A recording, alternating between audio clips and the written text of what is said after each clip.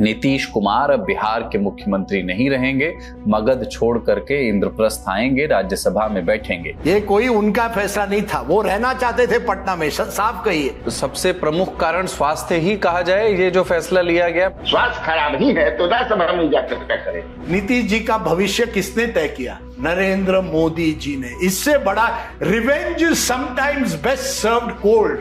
तेजस्वी यादव को भी बीजेपी ने अपने कंट्रोल में कर लिया है। आप बताइए, आपके बगल के घर में इतना बड़ा कांड हो रहा है और आप मटन बना रहे हैं घर में, वही मटन बना रहे थे, देखेंगे चुटकी है मटन बना रहे हैं। लगभग तय है कि भारतीय जनता पार्टी की ओर से मुख्यमंत्री कौन बनेगा, तो बता दीजिए कन्हैया जी।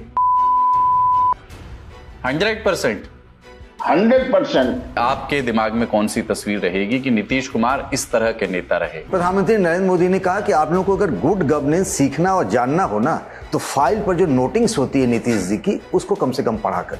मैं नीतीश कुमार को कर्पूरी ठाकुर और श्री कृष्ण सिंह का एक ब्लेंड मानता हूँ, सम्मिश्रण मानता हूँ। ये बात जरूर मैं मानता हूँ कि नीतीश कुमार की जो विदाई हुई है, इससे बेहतर विदाई के वो हकदार थे। सुप्रीम लीडर ईरान के अली खमेनेई की मौत पर भारत सरकार की प्रतिक्रिया बहुत देर से आई। वेदर यू लाइक खमीनी और नॉट, आप उसको पसंद करते हैं ना पसंद करते हैं वो बात अलग है, लेकिन he is an elected leader. ये प्रेसिडेंट नहीं है, प्रेसिडेंट का चुनाव जनता करती है, खामनेई का चुनाव जनता नहीं करती है। मुनव्वर गद्दाफी की मृत्यु में सोनिया गांधी और मनमोहन सिंह जी ने कुछ क्यों नहीं बोला? बड़ी रोचक आपको कहानियां मालूम चलेंगी। उस समय वेस्ट के खिलाफ नहीं जाना चाहते थे मनमोहन सिंह, और सोनिया जी मुसलमानों को रुष्ट नहीं करना चाहती थी। दिसंबर 2006 के अंदर यूपीए सरकार के दौरान जब सद्दाम हुसैन को डेथ सेंटेंस दिया गया, तब भी भारत ने कंडेमनेशन नहीं किया, डिसअपॉइंटमेंट जाहिर किया। Organisation of Islamic Countries OIC सबसे बड़ा इस्लामिक देशों का संगठन होता है, एक कंडेमनेशन का मैसेज नहीं आया OIC से। ये जो डर लगता है कि ट्रंप को आप खफा मत करिए, ट्रंप कर क्या कर सकता है? अरे Trump is not the big boss of India. Brought to you by Rajnigandha, Sensodyne DSP and Goldie Masale।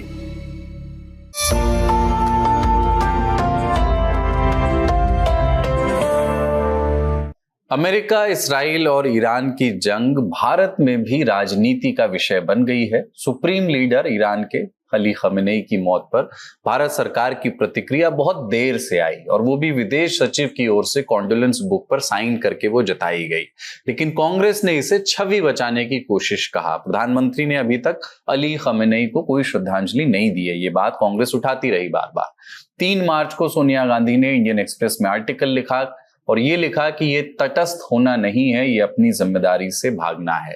विपक्ष ये भी पूछ रहा है कि वो ईरानी जहाज जिसे अमेरिका ने हिंद महासागर में डुबो दिया, वो हमारा मेहमान था। भले ही घटना की जिम्मेदारी हमारी ना हो, लेकिन नैतिक और मानवीय स्तर पर एक प्रतिक्रिया की अपेक्षा तो की ही जा सकती थी। तो नेता नगरी में आज इस पर बात करेंगे, लेकिन उसके पहले नीतीश कुमार पर बात करेंगे। नीतीश कुमार अब बिहार के मुख्यमंत्री नहीं रहेंगे, मगध छोड़ करके इंद्रप्रस्थ आएंगे, राज्यसभा में बैठेंगे। दिल्ली आने का फैसला नीतीश कुमार ने किन हालात में लिया? कारण स्वास्थ्य था या बीजेपी की चतुराई? उन्हें मनाया किसने और ये पूरी पटकथा कैसे लिखी गई? बिहार का नया मुख्यमंत्री कौन होगा? नीतीश के सुपुत्र निशांत कुमार की भूमिका अब क्या होगी? और आखिर में ये भी कि नीतीश कुमार बतौर मुख्यमंत्री किन दृश्यों, किन किस्सों के साथ याद किए जाएंगे। शुरू करते हैं नेता नगरी। मेरा नाम है कुलदीप। नया सेंसोडेंट DSP नर्व्स को प्रोटेक्ट करे और एनामल को repair. Feel the relief with सेंसोडेंट DSP। तो बिहार के मुख्यमंत्री नीतीश कुमार के राज्यसभा जाने के फैसले पर बात करेंगे। इस सत्र में संतोष सिंह हमारे साथ होंगे, senior assistant editor the Indian Express, Kanhaiya Bhelari editor in chief Swaraj post, Pankaj Jha political editor the Lallantop, Rajdeep Sardesai consulting editor India today TV. Rajdeep ji, आपसे शुरू करूं। पहले ये फैसला, इसकी भूमिका, इसकी तैयारी नीतीश कुमार के इस शपथ ग्रहण से ही की जा रही होगी आपके जानकारी एवं अनुमान के मुताबिक, अथवा ये अचानक लिया गया फैसला आपको लगता है उन्होंने ये स्वयं तय की? क्योंकि उसकी जो मैसेज है जो उन्होंने लिखा है कि मैं जीवन में, ये मेरी कामना थी कि मैं प्रत्येक सदन का सदस्य बनूं, मैं विधानसभा का रहा, विधान परिषद का रहा, लोकसभा का रहा, राज्यसभा का नहीं रहा साहब। ये कामना थोड़ी सी राजनीति में अजीब सी साउंड करती है, मतलब ये कारण थोड़ा सा पचता कम है। पर जो भी है, ये फैसला उनका स्वयं का लिया हुआ मालूम लगता है आपको, या किसी ने उनको मनाया है इस फैसले के लिए? सर ऐसा है, नेता जो इतना बड़ा होता, नीतीश जी कोई कम नेता नहीं थे, बड़े नेता थे। राज्यसभा तभी जाते हैं जब बाकी सब विकल्प पर्याय खत्म हो जाते हैं। ये कोई उनका फैसला नहीं था, वो रहना चाहते थे पटना में, साफ कहिए।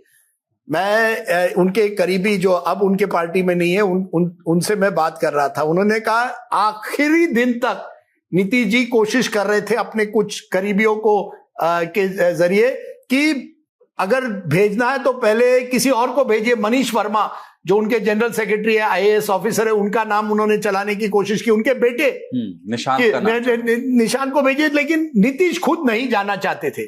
लेकिन आपने पूछा क्या ये फैसला अभी लिया गया या कहीं, ये तो तय ही था।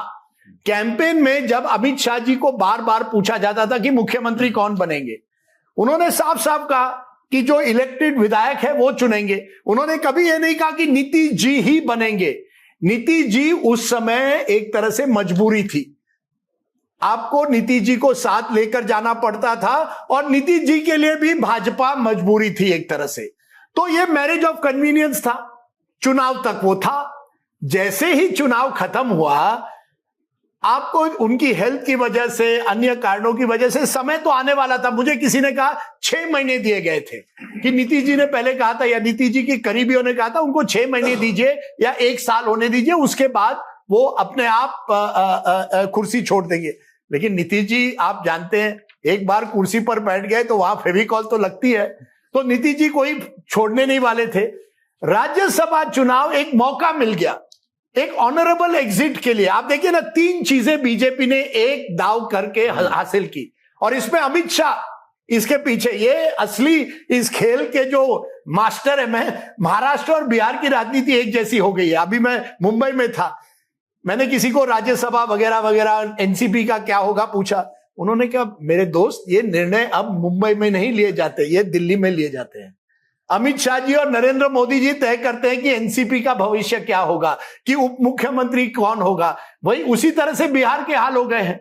तो संजय झा और लल्लन सिंह, इनकी ये अमित शाह से जब मिले थे फरवरी में, इन्होंने एक तरह से माहौल बनाने की कोशिश की, और अंत में उन्होंने सक्सेस हुए। इस दाव में 3 चीजें हुई। एक, आपने नीतीश कुमार को एक ऑनरेबल एग्जिट दी है, राज्यसभा में बैठिए, ये आपका एक ग्लोरीफाइड मार्गदर्शक मंडल है। आपने पहले तो अपने लोगों को मार्गदर्शक मंडल भेज दिया, अब आप अपने सहयोगियों को भेज रहे। एक ऑनरेबल एग्जिट आप कह दीजिए नीतीश कुमार को दे दिया है। एक नंबर 2, आपने वो किया जो आप चाहते थे कि भाजपा का मुख्यमंत्री हो। बिहार एकमेव हिंदी हार्टलैंड का राज्य है जहां बीजेपी का मुख्यमंत्री नहीं हुआ है। अब आपको मौका मिल गया है, आपकी सीटें भी बढ़ी है। 2020 में अच्छी थी, 2025 में और बढ़ गई। अब आपके पास कंट्रोल है, आरजेडी कमजोर हो गई है। 2020 में आप चांस नहीं ले सकते थे, क्योंकि जैसे आपने देखा 2022 होते होते नीतीश जी और आरजेडी का गठबंधन हुआ, जो इस बार नहीं हो सकता है, वो संभावना नहीं थी। तो दूसरा, आपने अपना मुख्यमंत्री कर दिया। और तीसरा और महत्वपूर्ण है कि आपने सबको एक तरह से संदेश दिया है, न केवल जेडीयू को, लेकिन जितने भी सहयोगी है, कि बीजेपी के हाथ में कमान है। फिर वो सुनेत्रा पवार हो या एकनाथ शिंदे महाराष्ट्र में हो, वहां वो प्रफुल्ल मोहंता और एजीपी असम में हो, या एआईडीएमके और पलनीसामी वहां तमिलनाडु में हो, कि बीजेपी तय करेगी अब क्या होगा। एक में चंद्रबाबू नायडू रहे हैं, क्योंकि इस समय आंध्रा में टीडीपी का प्रभाव है, बीजेपी अभी भी कमजोर पार्टी है। लेकिन बीजेपी नहीं, बीजेपी के इतिहास देखिए ना, जहां भी उन्होंने रीजनल पार्टी के साथ समझौता किया है, एक ना एक दिन उसने कंट्रोल भी किया है। गोवा का उदाहरण लीजिए, मैं जब गोवा 1993 में गया, पहली बार बीजेपी का एक विधायक वहां बना। बाबरी मस्जिद के गिरने के बाद मनोहर पर्रिकर और दिगंबर कामत 2 विधायक बन गए। आज स्थिति देखिए, बीजेपी कमान में, और महाराष्ट्रवादी गोमांतक पार्टी जो वहां की रीजनल पार्टी थी, वो अब पीछे रह गई है। तो बिहार में वही हुआ, ये होना ही था। मैंने हमेशा कहा है कि नरेंद्र मोदी जी के साथ अगर आप टक्कर करें ना, टक्कर ले, कुछ एक ना एक दिन, जब मोदी जी के हाथ में अब कमान है, वो अपने जितने भी एक जमाने के विरोधी थे, उनको अपनी तरीके से अपनी जगह दिखाते थे। नीतीश कुमार वही नीतीश कुमार हैं जिन्होंने एक रैली में, मोदी जी जब आए थे उन्होंने उस रैली में वो नहीं आना चाहते थे। एक प्रोग्राम पटना में होना था कुछ गुजरात के फ्लड्स के लिए, उसमें नीतीश जी शामिल नहीं हुए। नीतीश कुमार वही व्यक्ति है 2013 में उन्होंने इस्तीफा दिया एज बिहार चीफ मिनिस्टर, क्योंकि मोदी जी प्रधानमंत्री कैंडिडेट बनने वाले थे। 12 साल बाद क्या हुआ? नीतीश जी का भविष्य किसने तय किया? नरेंद्र मोदी जी ने। इससे बड़ा revenge sometimes best served cold, ऐसे अंग्रेजी में एक कहावत है, फूंक कर खाने की आदत। हाँ, तो एक तरह से आप कह दीजिए कि राज्यसभा भेजकर मोदी जी ने अपना मैसेज दे दिया अपने, एक जमाने में जिसे लगा कि ऑल्टरनेटिव टू मोदी नीतीश जी को प्रोजेक्ट किया जा रहा था। बड़े बड़े हमारे विद्वान कहते थे he is the Amol Palekar of politics, और वो बदल देंगे देश की तस्वीर। आप देखिए आज राज्यसभा में जाएंगे और that is the and in my view, last chapter of Nitish Kumar political journey. ये बाकी आप लोग बिहार ज्यादा जानते हैं, कौन जाने बिहार में अगले दिन क्या होगा, लेकिन मुझे लगता है आज की तारीख में ऐसा लगता है last chapter of Nitish Kumar journey. Goldiee छोले मसाले, जहाँ जाएं रिश्ते बनाएं। गोल्डी लाए हैं फ्रेश लॉक टेक्नोलॉजी, जो रखे मसालों को हर समय फ्रेश। पंकज जी, एक ना कन्हैया कुमार कांग्रेस के लीडर, ललन टॉप का ही इंटरव्यू है, उसमें उन्होंने एक बात कही थी नीतीश कुमार की क्या कांग्रेस के साथ जाने की संभावना है। उन्होंने कहा कि संभावना बहुत क्षीण है। कारण यह है कि महाराष्ट्र में, ऐसे ये कन्हैया कुमार के कथन है जो मैं कह रहा हूं, महाराष्ट्र में एकनाथ शिंदे को पहले कब्जा किया भारतीय जनता पार्टी ने और पार्टी को बाद में, यहां पर पार्टी को पहले कब्जा कर लिया है जदयू को, और नीतीश कुमार को बाद में। क्या ये जो जिस ओर इशारा कर रहे थे, दो नेताओं का नाम लेकर के, संजय झा और ललन सिंह, एक पांव बीजेपी में रहता है, ये जो अभी फैसला हुआ है, इसमें इन दोनों नेताओं की भूमिका है, इन दोनों नेताओं का कैसा समन्वय है बीजेपी से, इसकी भी भूमिका है? देखिए, आज जो ये दोनों नेता, जो आप ललन सिंह का और राजदीप जी अभी जिक्र कर रहे थे संजय झा का, इनको ये अहमियत और पार्टी में ये पोजीशन किसने दिया है? ये नीतीश कुमार ने ही दिया है। और जैसा सब लोग कह रहे हैं कि भाई नीतीश कुमार फैसला नहीं कर पा रहे हैं, उनके नाम पर, मुख्यमंत्री के नाम पर फैसले अधिकतर आजकल ब्यूरोक्रेसी कर रही है। सबको पता है कि नीतीश कुमार का स्वास्थ्य आजकल क्या है और नहीं है, सबको पता है, मतलब इसमें कुछ छुपाने की बात नहीं है। हम जो बार बार ये कह रहे हैं कि बीजेपी की स्क्रिप्ट थी और नीतीश कुमार मजबूरन में उनको राज्यसभा जाना पड़ा। 2022 का एक स्टेटमेंट आप उठाइएगा, आपको मिल जाएगा, गूगल करिएगा, तब भी नीतीश कुमार ने राज्यसभा जाने की इच्छा जाहिर की थी। ऐसा नहीं है कि ये वो एक सोशल मीडिया में पोस्ट आया जिसमें वो कह रहे हैं। ये बात जरूर मैं मानता हूं कि नीतीश कुमार की जो विदाई हुई है, इससे बेहतर विदाई के वो हकदार थे।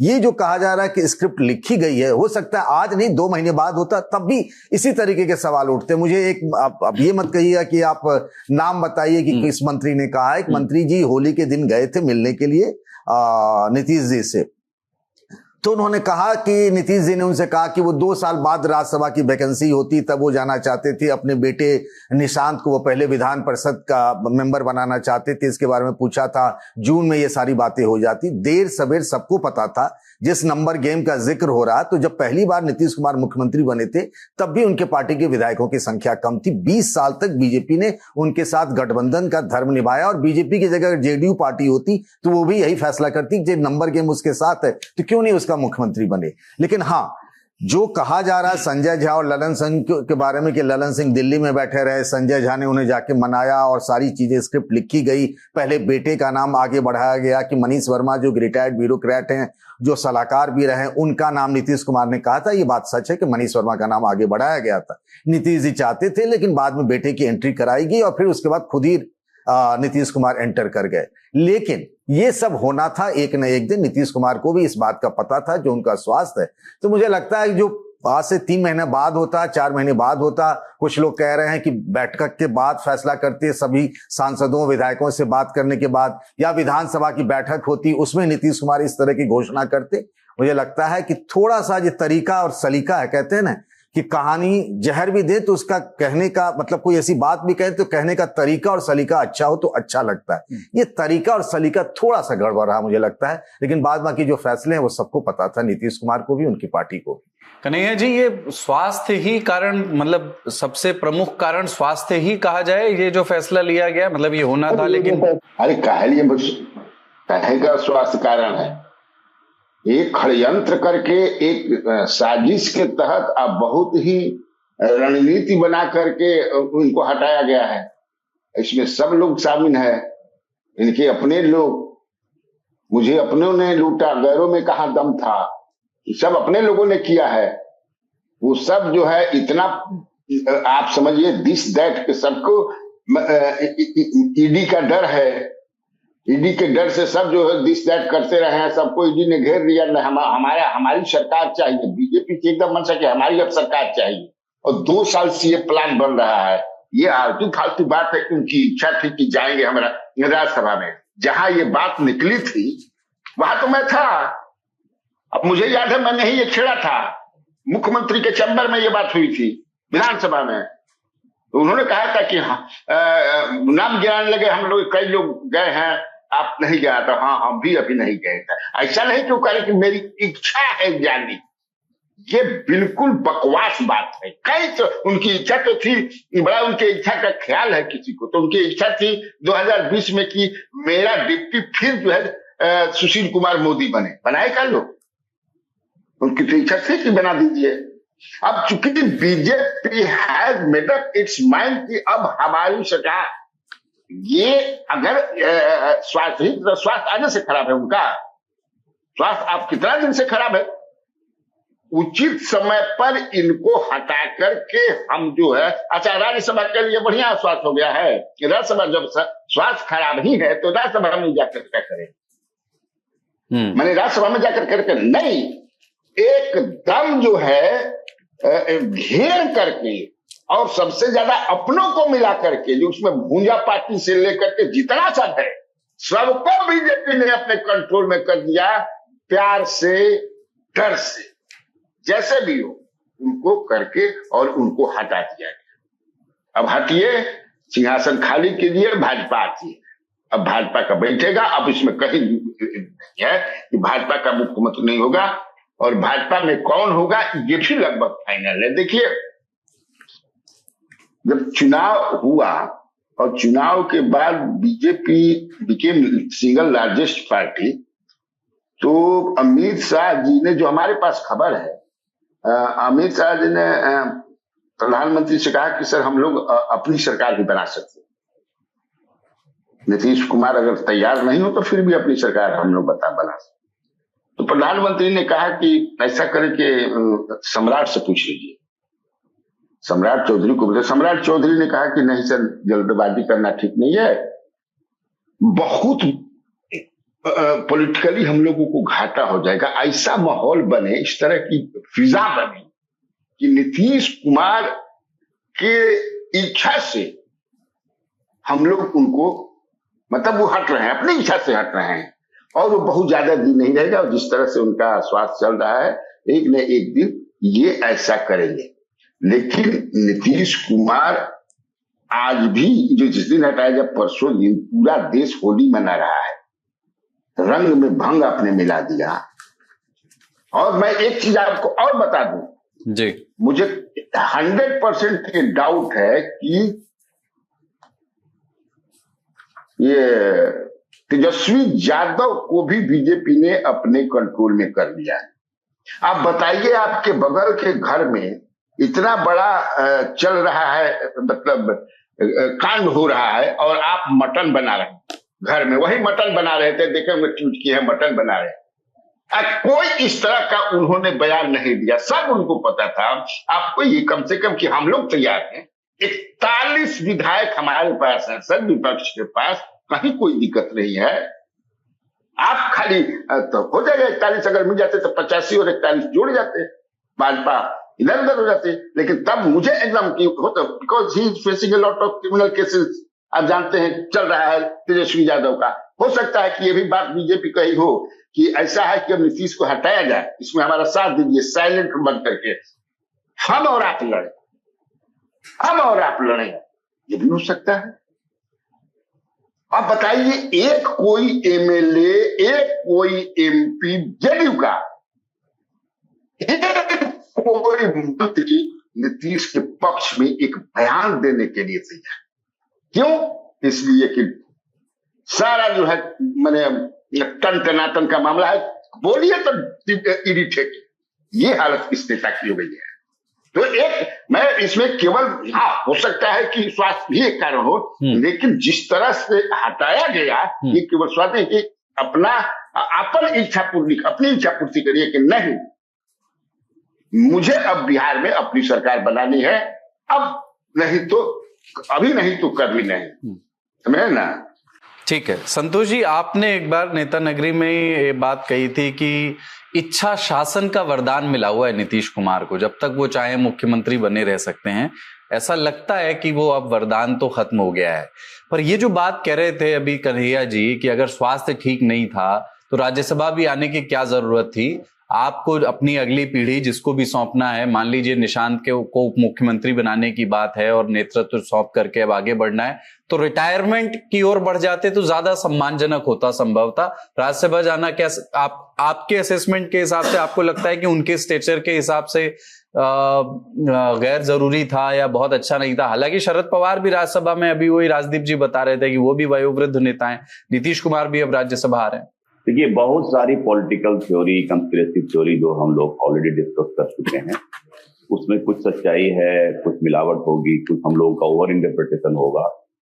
मैं प्योरली आपको बताता हूं जो थोड़ा बहुत इंफॉर्मेशन मिला, फिर मैं उसको हल्का सा एनालाइज करूंगा, फिर आपके सवाल पर आता हूं, वो सारा उसका आंसर उसमें खोजने की कोशिश करेंगे। ये फरवरी में ये मैसेज कन्वे हुआ है। फरवरी में मुझे 2 डिप्टी सीएम में से एक डिप्टी सीएम के यहाँ से ये खबर मिली कि फरवरी में ये चीज कन्वे हुआ कि नीतीश कुमार राज्यसभा जाए, लेकिन ये डायरेक्टली डे हुआ ललन सिंह लास्ट उनसे 26 तारीख, इसके पहले 26 तारीख को मिले थे और उसके बाद जो है मीटिंग्स होती रही। ये कहीं ना कहीं स्क्रिप्ट जरूर तैयार किया गया। ये भी बात सच है कि निशांत कुमार का नाम पहले प्लेस किया गया और निशांत को का जब डिस्कशन हुआ तब कहा गया निशांत असहज थे राष्ट्रीय राजनीति में जाने के लिए कि वो स्टेट की पॉलिटिक्स में आना चाहते थे और वो उनकी ये भी इच्छा नहीं थी कि पिताजी राज्यसभा जाए। ये भी मुझे जो पीएम हाउस के सोर्सेस ने कहा वो बताना चाहता हूं। तो 1 मार्च को एकदम विस्पर्स इन द कॉरिडोर्स जो कहते हैं वो सुनाई देने लगा कि साहब ही जा रहे हैं, नीतीश कुमार ही जा रहे हैं, ये बात हुई। लेकिन कोई कुछ कागज जो आता है राज्यसभा कन्वेंशन वो साइन करने का उभारा जाता है, उसमें से उन लोगों को नहीं बुलाया गया जो विश्वस्त थे उनके, जो कि इंफॉर्मेशन लीक कर सकते थे, तो उनको नहीं बुलाया गया। तो ये 1 तारीख से ये चीजें तैयार हो गई और निशांत ने की इच्छा नहीं थी। तब बीजेपी का प्लान आया कि देखिए आपने राज्यसभा जाने की एक बार इच्छा जाहिर की थी और राज्यसभा से बेहतर आपको क्या मिल सकता है, आप और ये पद है, ये वैकेंसी फिर अगले 2 वर्ष के बाद खाली होगी, तो आपको कुछ मिलेगा नहीं। ये बेस्ट टाइम है, आपका अच्छा स्वास्थ्य नहीं भी है, आप बेटे को भी चाह रहे हैं कि स्टेट की पॉलिटिक्स में आए, आप पर तोहमत भी नहीं लगेगी कि भाई आपने यहाँ भी तो दोनों बाप बेटा स्टेट की पॉलिटिक्स में। अब तो ये कह सकता है ना, जैसे कर्पूरी ठाकुर के बेटे कर्पूरी ठाकुर के अवसान के बाद आते हैं, ये कह सकता है कि भाई ये स्टेट की पॉलिटिक्स में नहीं है, अब चले गए, राज्यसभा चले गए तो मैं आया। तो ये सब कुछ मिला जुला था। और जेडीयू की लीडरशिप कौन है ये बताइए आप। जेडीयू के सर्वोच्च नेता, ठीक है सर्वोच्च नेता बोलते हैं, अशोक चौधरी बोलते हैं कि नेता निर्णय करेंगे। नेता निर्णय की स्थिति में है, आप लीजिए, is he able to think and reason? No, वो नहीं है, वो इंस्टिंक्ट पर काम कर रहे हैं। उसके बाद के जो नेता हैं वो आप जानते हैं कौन है, संजय कुमार झा है, ललन सिंह है, एक केंद्रीय मंत्री है। तो वो कहीं न कहीं तो they are part of the operation lotus. इसमें कहने का गुरेज क्या है? आप जो भी हो, मैंने इच्छा शासन जो कहा था, अभी मैं टिका हुआ हूं। इच्छा शासन जो व्यक्ति, इट वॉज समथिंग लाइक कि भाई विष्णु पितामह कहे कि आओ अर्जुन मुझे मारो, मैं नहीं चलाऊंगा गोली, मैंने तीर में नहीं चलाऊंगा, तुम मुझको मारो। ये वाली स्थिति इनके साथ ये होती है। ये उस स्थिति में थे ही नहीं, वो मेंटली फिजिकली वो गिव अप कर चुके हैं। उनके पब्लिक बिहेवियर आप देख रहे थे। तो ये सारा इस स्क्रिप्ट में ऐसा नहीं है कि कंप्लीटली बेदाग है, कोई एक रीजन है। ऑफकोर्स स्वास्थ्य रीजन है, बीजेपी का जो प्लान जो चल रहा था वो रीजन है, बाद में जाकर के नीतीश कुमार की इच्छा रीजन है, बेटे का प्रोजेक्शन एक कारण है सकता है। तो सब मिला जुला करके, सब कुछ मिला जुला के, हाँ हम और आपको इसलिए नहीं पच रहा है, ये बंगाल चुनाव के बाद हो रहा है, ये मात्र 3 महीने के सत्ता प्राप्त करने के 3 महीने के बाद हो रहा है, इसीलिए हम एज ए पॉलिटिकल एनालिस्ट हम लोग डाइजेस्ट नहीं कर पा रहे हैं। तो हमारी सोच के हिसाब से पॉलिटिक्स में चीजें नहीं होती है। उनकी तरफ से देखते हैं कि चलिए भाई राज्यसभा बहुत बड़ा चीज है, राज्यसभा में क्या करेंगे। आप जानते हैं राज्यसभा क्या है। अब हमारे एक मित्र हैं गया के अब्दुल कादिर, कल उन्होंने एक भेजा, उन्होंने बहुत एक स्ट्रॉन्ग एक कैप्शन देकर भेजा कि from PM material to shelter house. तो हो सकता है राज्यसभा को शेल्टर हाउस की तरह ट्रीट किया गया हो। उनको इलाज की जरूरत है, वहां एक आवास मिलेगा, एक पद भी रहेगा। राजनीति में लोग जल्दी कोई न कोई पद नहीं छोड़ सकते हैं। आप ही बताइए, प्रधानमंत्री अगर ये मुख्यमंत्री अगर आप नहीं है तो what is the best post you can get, क्या मिलेगा। ये कहना सही है कि दुनिया मिल भी जाए तो क्या है, लेकिन जब आपको 43 सीट आया था तब भी आप मुख्यमंत्री बनना चाह रहे थे, अब बने। आपके जो भी सहयोगी पार्टी के जो भी पोजीशन हो, चाहे कि आरजेडी की तरफ से हो चाहे एनडीए की तरफ से हो, जब तक आप अनक में थे, अच्छे स्वास्थ्य में थे, डिक्टेट करने की स्थिति में थे, तो आपने डिक्टेट किया। अभी ये बात सच है कि आप मुकुट हो गए थे। और दीपक कुमार वो कहते हैं कि भाई सुपर सीएम थे। भैया आप अगर निर्णय लेने की स्थिति में नहीं रहेंगे तो ब्यूरोक्रेसी आपको हावी होगी। इनके साथ कौन पॉलिटिशियन बैठते थे, एक विजय कुमार चौधरी, बस जितना भी फिल्टर कर पाते होंगे, सही जजमेंट दे पाते होंगे, वो विजय चौधरी दे पाते होंगे। ये दोनों तो आते जाते रहते थे। तो जो सरकार चल रही थी उनको एक एसओपी जो होता है, उनको पता था कि सरकार कैसे चलाई जाती है, उसी डॉक्टर। और क्या नीतीश कुमार को इतने सालों से वो लोग देख रहे थे, उनके क्या पसंद है क्या नापसंद है, तो एक ट्रैक पर गाड़ी आ गई थी, वैसे ही सरकार चल रही थी।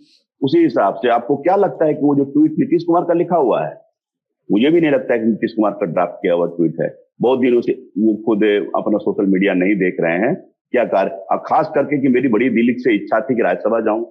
राज्यसभा तो आप कभी भी जा सकते थे, इतने 20 वर्षों में आप कितनी बार खाली हुआ मुख्यमंत्री छोड़ करके। तो वो एक राज्यसभा को एक अलबाई बना गया। इस कहानी में सब कुछ मिला जुला है। इस कहानी में ट्रूथ है, कंस्पिरेसी है, ड्रामा है, जो कहते हैं फिल्मी बात में टाइप का मैं बोल रहा हूं। ये सब कुछ मिला जुला था और कुल मिला करके टाइम वॉज अप फॉर। हाँ, लेकिन इतना जरूर कहेंगे हम लोगों ने, we are proud, happy and proud कि हमने नीतीश कुमार को एरा को कवर किया। नीतीश कुमार ज्यादा एक ग्रैंड एग्जिट डिजर्व करते थे। ये मुझे लगता है कि एक तरह से राज्यसभा भेजने के बावजूद भी, आप भेजेंगे क्या, जेडीयू का नंबर है भाई, आप क्या भेजने वाले कौन होते हैं। एक तरह से अनसेरेमोनियस एग्जिट मैं कहूंगा। और एक जो ग्रैंड कैरियर का जो जिस तरह से समापन होता है, वो समापन तो कम से कम नहीं था। सबसे अच्छा समापन होता, जीतते और कह देते बहुत अच्छा, थैंक यू सो मच, मेरे नाम पर वोट आया, मैं मुख्यमंत्री बनने वाला नहीं हूं। लेकिन सत्ता में ये सब बातें होती नहीं है। वो सत्ता चाहते जाते जाते भी राज्यसभा लेके गए।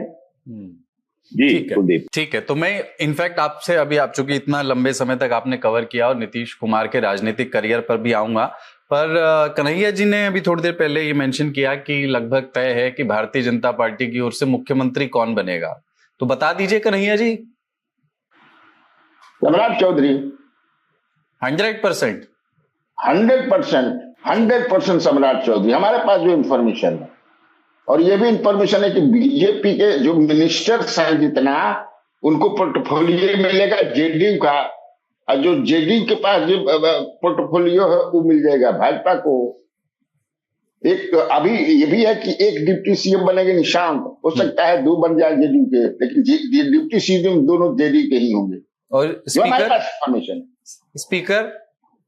स्पीकर पर भी बातचीत तो कर रहे हैं। स्पीकर पर नरेंद्र नारायण यादव का भी नाम चल रहा है, दामोदर राउत का भी नाम है, महेश्वर हजारी का भी नाम है। देखिए क्या होता है, लेकिन जेडीयू का ही बनेगा। अच्छा, ठीक। पंकज जी, आपके पास मुख्यमंत्री के नाम की सूचनाओं में कोई इजाफा इस खबर पर? नहीं, थोड़ा रिस्की काम है ये बता पाना आज की तारीख में कि बीजेपी का कौन भी। जैसे कन्हैया जी कह रहे थे कि फ्रंट रनर के तौर पर अगर देखें हम मीडिया में, चाहे जो लोग नेता बात कह रहे हैं कि सम्राट चौधरी का, और ये कहा जा रहा है ना कि निशांत बनेंगे डिप्टी सीएम, उसमें कहा जा रहा है कि इकलौती वही बनेंगे, क्योंकि दूसरा अगर डिप्टी सीएम बनाते हैं तो एक 2 पावर सेंटर बन जाएंगे जेडीयू की तरफ से, और ये नहीं चाहेंगे उसी को, मतलब निशांत को एक राजनीतिक विरासत देने वाली बात होगी। तो ये जो लव कुश वाला कॉम्बिनेशन अभी चल रहा था, जब नीतीश जी सीएम है और सम्राट चौधरी डीसीएम है, तो ये सामाजिक समीकरण बना रह जाएगा। उस लिहाज से सम्राट चौधरी के बारे में कहा जा रहा है, लेकिन हम सब जानते हैं कि बीजेपी सरप्राइजेस देती, बहुत चौंकाने वाले नाम होते हैं, उनके पास एक अलग तर्क होता है, तो कह पाना फिलहाल तो मुश्किल लग रहा है। हाँ, मतलब इस फॉर्मूले से तो विजय सिन्हा का नुकसान हो जाएगा, क्योंकि अगर एक ही डिप्टी सीएम बनना है और मुख्यमंत्री सम्राट चौधरी बन रहे हैं, तो विजय सिन्हा को ज्यादा से ज्यादा कोई एक ठीक पोर्टफोलियो दिला करके उनके लिए तो डिमोशन ही होगा। हाँ, उनके लिए तो नुकसान है। एक बात ये कही जा रही है जेडीयू के खेमे से कि चूंकि एक निशांत हो सकते हैं, कुछ नेताओं की ये रायशुमारी है, चूंकि बैठक के बाद पता चल पाएगा कि भाई एक जो भूमियारों के बारे में कहा जाता है, जो सामान्य कैटेगरी, जनरल कैटेगरी के, कि भूमियार भी एक सपोर्ट बेच रहे हैं जेडीयू के, तो उसकी तरफ से एक किसी नेता को डिप्टी सीएम बनाया जा सकता है, तो उस लिहाज से हो सकता है, लेकिन नुकसान तो विजय सिन्हा का है ही हर हाल में। संतोष जी, आप कुछ प्रोजेक्ट करना, मैं तो प्रोजेक्ट शब्द इस्तेमाल कर रहा हूँ, प्रोजेक्ट करना चाहेंगे? मैं भाई लोगों के साथ हूँ, देखिए मैं थोड़ा सा उसको एनालाइज कर देता हूँ। और इसलिए एनालाइज करता हूँ, देखिए सुशील मोदी को जो हटाया गया था, तो किसको बनाया गया था? उन्हीं के जाति समूह से, वैश्य समाज से तारकिशोर प्रसाद को बनाया गया, और दूसरा उन्होंने एक रेणु देगुनिया को बनाया था। तो लव कुश कॉम्बिनेशन को डिस्टर्ब नहीं किया जाएगा। और दोनों फॉरगेट कि नीतीश कुमार ने भी रिजाइन नहीं किया है, वो राज्यसभा जा रहे हैं, राज्यसभा में सेलेक्ट होने के जब तक वो ओथ नहीं लेते हैं, राज्यसभा के सदस्य नहीं बनेंगे। उन्होंने बीजेपी से पावर ट्रांसफर का कंप्लीट प्लान मांगा है कि who is going to be your chief minister.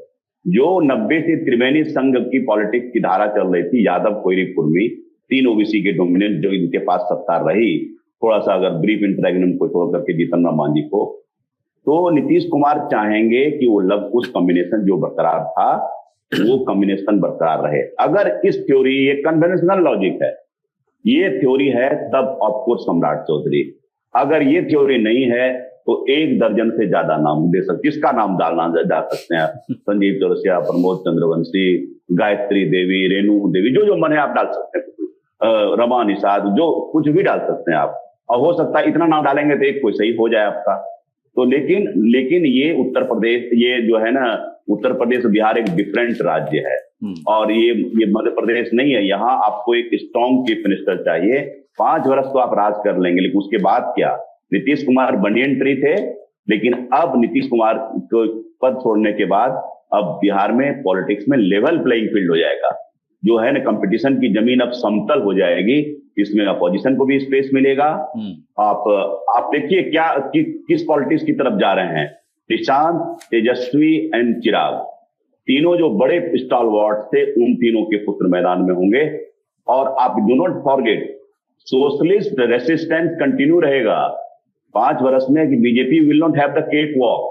जैसे जैसे निशांत का इवोल्यूशन होगा, वो उतना सोशलिस्ट पॉलिटिक्स के लिए तो उस लिहाज से अच्छा रहेगा।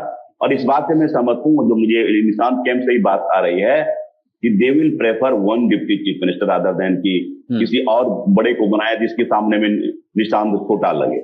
अभी ये बात चल रही है, rather than going for 2 deputy CM, they will ask for more portfolio, stronger portfolio for Nishant Kumar.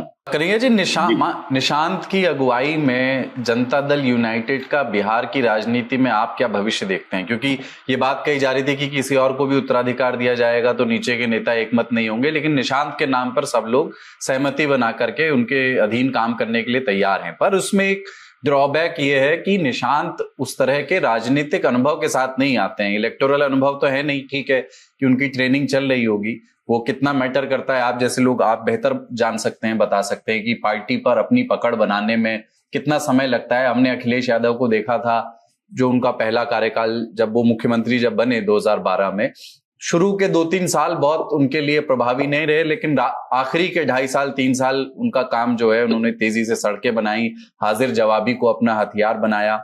Nishant को अभी देखा नहीं है, परखा नहीं गया है राजनीति के पिच पर। तो उनकी अगुवाई में जनता दल यूनाइटेड के भविष्य में आप कौन कौन सी चुनौतियां देखते हैं? पहली बात है कि समझदारी में कभी नहीं, क्योंकि पीआईटी मिश्रा से पढ़े हैं और वहां पर मेरा बेटा उसी क्लासमेट है ये, तो एक दो बार मेरे घर पर भी आए हैं, बहुत पहले जब पढ़ते थे 98 से 2002, 98 से 2002, तो उस समय मेरा बेटा भी था, उनके साथ ही साहित्य कंप्यूटर में थे। मेरा बेटा ये मैकेनिकल इंजीनियरिंग था, लेकिन साथ साथ रहते थे बातचीत। वो थोड़ा आध्यात्मिक विचारधारा के हैं, उधर उनका झुकाव है, लेकिन समझदारी में कमी नहीं, समझ है उसमें नहीं। अब मुझे लगता है कि इनके रहने से पार्टी में टूट की जो संभावना लोग देख रहे थे वो नहीं होगा, क्योंकि वैसे भी आप देख रहे होंगे जितनी भी खबरें आ रही हैं या जितनी भी आवाज उठ रही है जो कि नहीं ये आए, तो वो एकदम पार्टी को संभाल लेंगे। और एक चीज और होगा, अब ये भी बहुत जल्दी होने वाला है, आरसीपी सिंह भी अब आएंगे। अच्छा, जेडी, हाँ, आरसीपी सिंह को लाने के लिए भी कल आरसीपी सिंह के घर पर भी बहुत लोग गए थे, कल परसों कल भी, तो उनके लिए भी, हालांकि उनका तो एप्लीकेशन पेंडिंग है ही री एंट्री के लिए नीतीश कुमार के पास, लेकिन अब आएंगे वो। तो इनके आने से पार्टी में टूट अब नहीं होगी। और मुझे जो लगता है कि जिस तरह से इनको ट्रेंड किया गया है, मेरे पास जो इन्फॉर्मेशन की कनॉट प्लेस से कई पॉलिटिक्स समझने की किताबें दी गई, मनीष वर्मा जो है कई समझाने, जो एक ट्रेनिंग दी जाती है, क्योंकि मैं कहा ना कि ये थोड़ा धार्मिक प्रवृत्ति के आदमी है, ये रहे हैं, लेकिन अब तो पॉलिटिक्स में इंटरेस्ट लेने रहे हैं। तो सबसे बड़ा मतलब बड़ी चीज ये है कि इनकी पार्टी अब टूटेगी नहीं। अब वैसे मुझे लगता है कि अभी बीजेपी प्रयास भी नहीं करेगी कि इनके पार्टी को तोड़े, इसलिए कि वो बुमरैंग कर जाएगा इन पर, क्योंकि नीतीश कुमार की जो पकड़ है केवल लवकुश में नहीं है, ये टर्निंग अराउंड किया है बिहार का उन्होंने, तो सारी जातियों में है। और एक बात आप ध्यान में रखिए कि उत्तर प्रदेश का चुनाव भी अगले साल है, और कुर्मी वोटर जो हैं, जो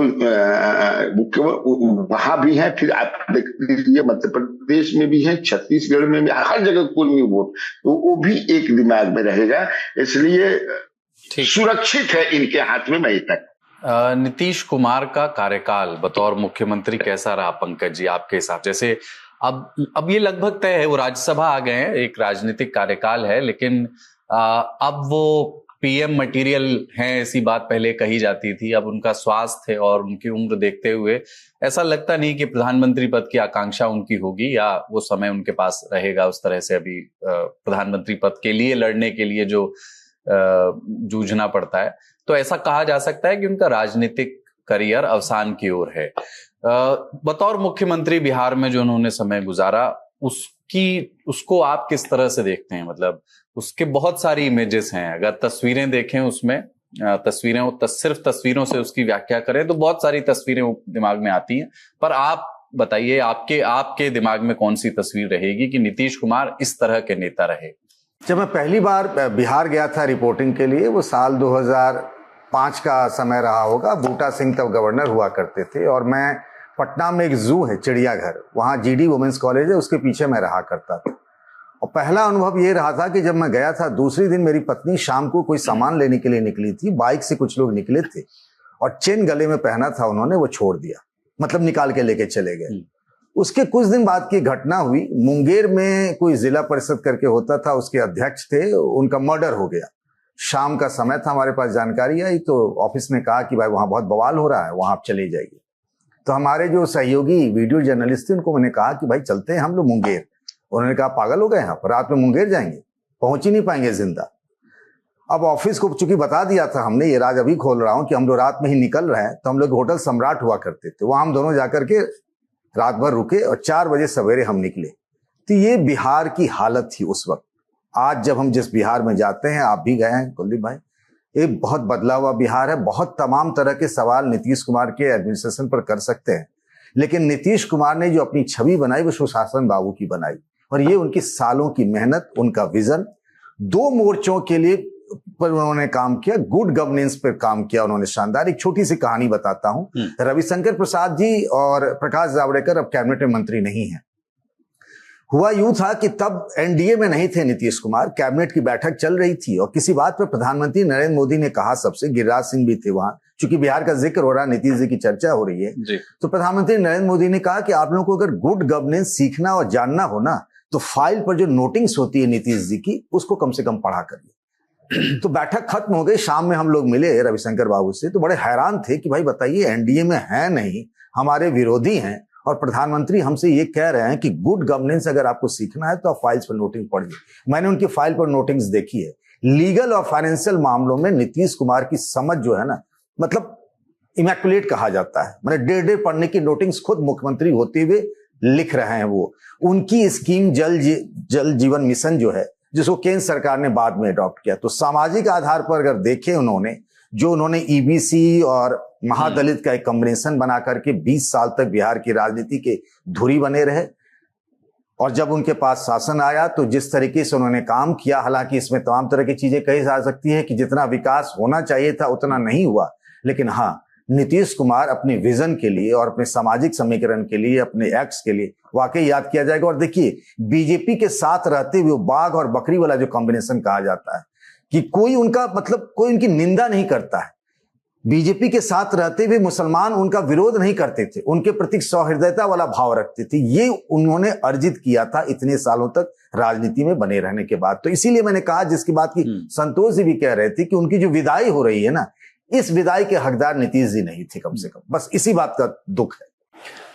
संतोष जी, मुझे याद है एक चीज हम बताएं, बढ़िया बात बता रहे थे पंकज झा जी। मैं भी एक बताता हूँ। नीतीश कुमार के साथ हम लोग बैठे थे, मैं था, सुरेंद्र किशोर थे, वो बड़े पत्रकार, पद्मश्री अवार्ड भी मिल गया है।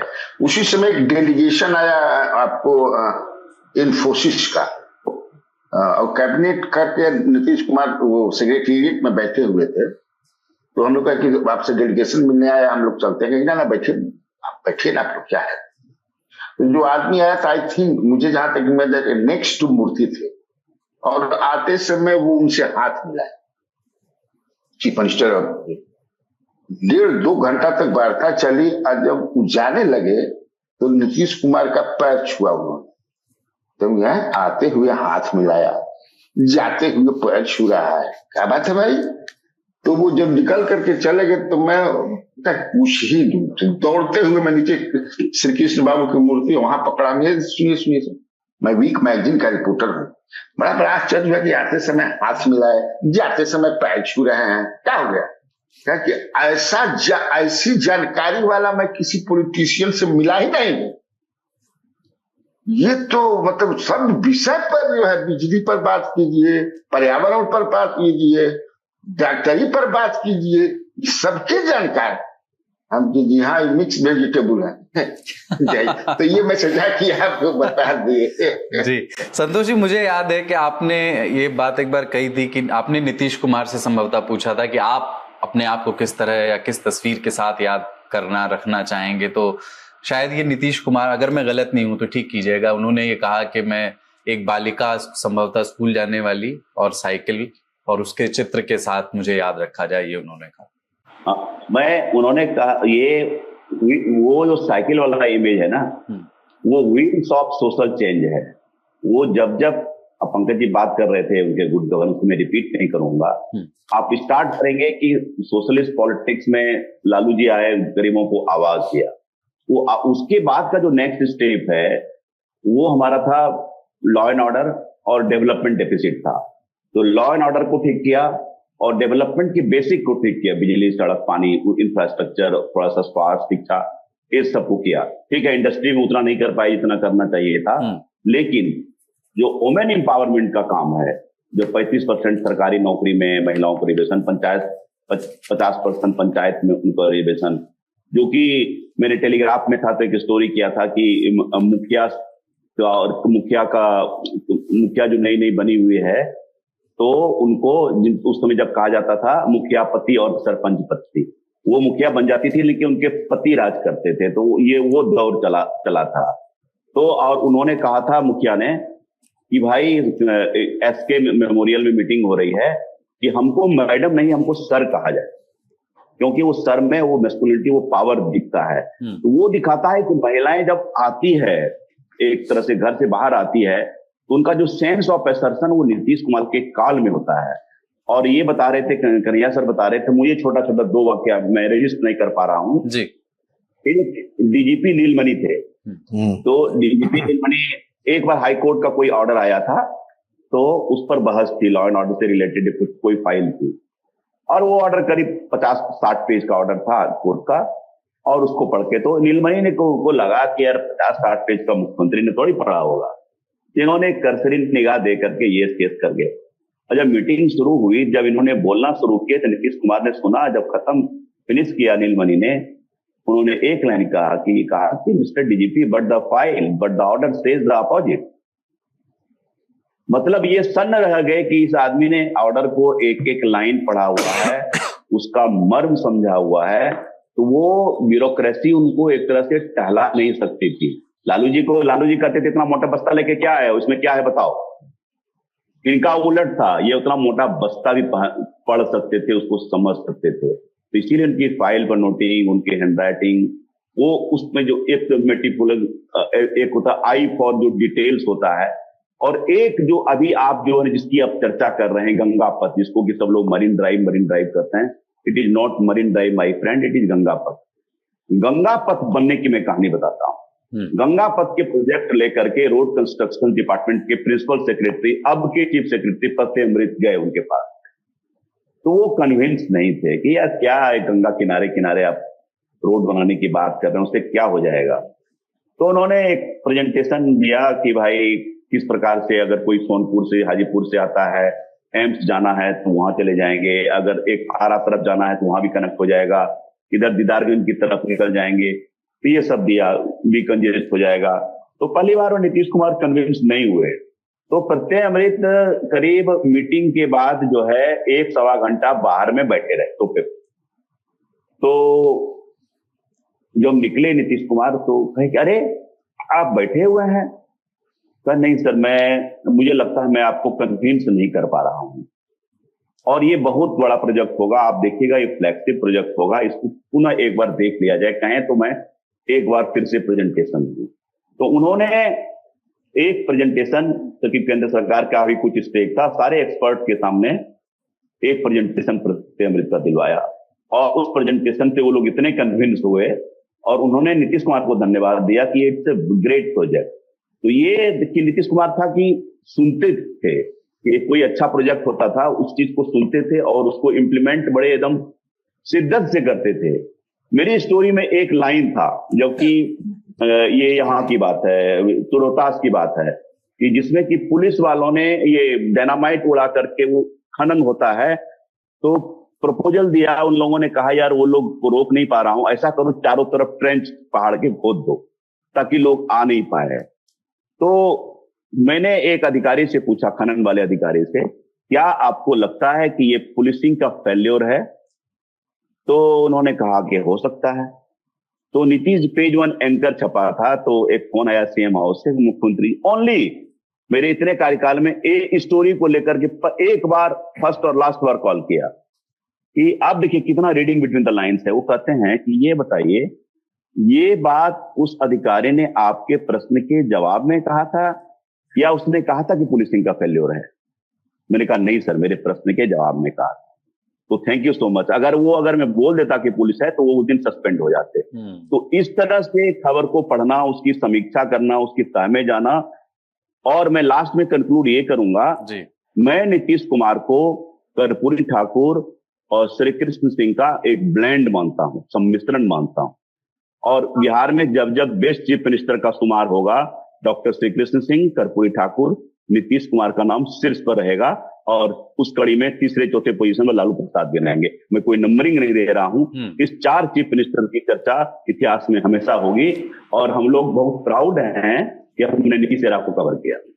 चलिए ठीक है, बहुत बहुत शुक्रिया आप सभी का हमारे साथ जुड़े। शुक्रिया कन्हैया जी, शुक्रिया संतोष सर, शुक्रिया। Thank you sir, thank you.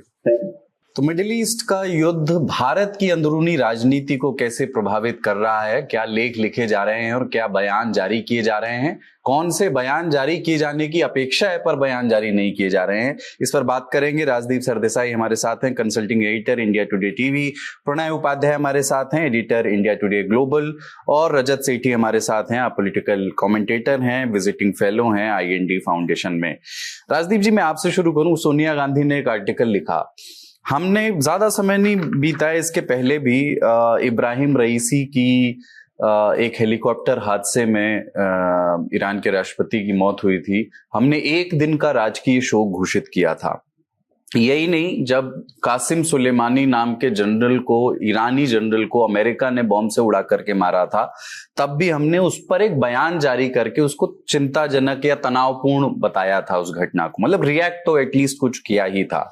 इस बार एक रिएक्शन आया, विक्रम मिस्री गए ईरान के एम्बेसी में और कॉन्डोलेंस बुक में साइन करके आए, पर आमतौर पर अपेक्षा संभवतः ये रही होगी कि विदेश मंत्री की ओर से कुछ कहा जाए या प्रधानमंत्री की ओर से कहा जाए।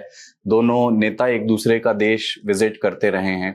वही सोनिया गांधी ने भी अपने लेख में लिखा, विपक्ष भी उसी को मुद्दा बना रहा है। और इस ऐसी सी परिस्थिति बन गई है जिसकी जनरलाइज इंटरप्रिटेशन ये है कि साहब, ऐसा लग रहा है कि कांग्रेस इस युद्ध में ईरान के पक्ष में खड़ी है और भारतीय जनता पार्टी इजराइल के।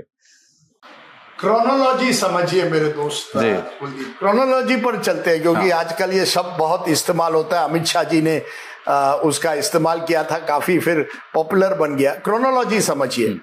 शनिवार के दिन अमेरिकी इजरायली के हमले होते हैं ईरान पर, और खबर आती है कि एक ऐसे ऑफिस कंपाउंड में जहां अली खमीनी, जो आयतुल्लाह उनके जो सुप्रीम लीडर है, वो वहां मौजूद थे। उनके साथ कई और नेता थे, कमांडर्स थे पूरे ईरान के, वो वहां मौजूद थे। और खबर आती है कि शायद उनकी मौत हुई है, उनकी किलिंग हुई है, उनकी असैसिनेशन हुई है खमीनी जी की। पुष्टि होती है ईरानियन मीडिया से उसी दिन, मुझे लगता है देर शाम तक पुष्टि आती है कि हाँ, अली खमीनी की अब नहीं रहे हैं। ये शनिवार रात को, संडे बीतता है, मंडे बीतता है, कोई भारत की तरफ से कोई कंडोलेंस मैसेज नहीं। व्लादिमीर पुतिन कंडोलेंस करते हैं, खंडन करते हैं। चीन से भी कंडोलेंस मैसेज आता है, खंडन होता है। आसियान कंडेम करता है, कुछ साउथ अमेरिकन देश करते हैं, यूरोप करता है, भारत चुप। भारत में कोई एक शब्द से कंडोलेंस मैसेज तो नहीं आता है। मंगलवार की सुबह सोनिया गांधी जी एक आर्टिकल लिखती है इंडियन एक्सप्रेस में, जहां वो कहती है कि हमारा दायित्व था, एक लीगल यानी कानूनी और एक मॉरल दायित्व होता है कि आपने कम से कम जब एक हेड ऑफ स्टेट की इस तरह से मौत होती है, आपने कुछ ना कुछ कहना, जोर से क्या अपनी आवाज उठानी चाहिए।